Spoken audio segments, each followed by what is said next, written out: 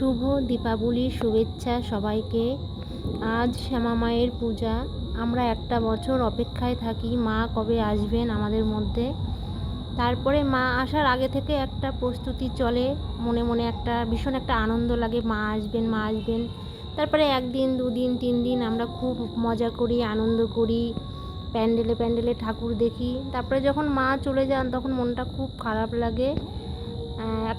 একটা মনে হয় যে ভীষণ একটা ফাঁকা ফাঁকা লাগছে, ভীষণ একটা কষ্ট হয়। তারপরে যাই হোক, যেটা তো প্রত্যেক বছর মা আসবেন আবার যাবেন, মেনে নিতে হবে।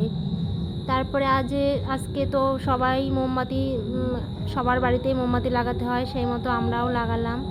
এবার যাব আমরা পুকুরে প্রদীপ ভাসাতে, যেটা আমাদের মধ্যে নিয়ম আছে, আজকের দিনে পুকুরে প্রদীপ ভাসাতে হয়। তারপরে চলে গেলাম পুকুরে, ওখানে গিয়ে প্রদীপগুলো সব ধরিয়ে পুকুরে ভাসিয়ে দেব, জলে ভাসিয়ে দেব। তো আজকে আমাদের মধ্যে সবাই জলে প্রদীপ ভাসায়। এবার সবার ভাসানো হয়ে গেছে, আমি সবার লাস্টে গেছি। একটা কম্পিটিশন থাকে আজকের দিনে, কার প্রদীপ কত সময় জ্বলবে। তো সবাই সেই দিকে সবার একটা নজর থাকে। তারপরে ভাসানো হয়ে গেল।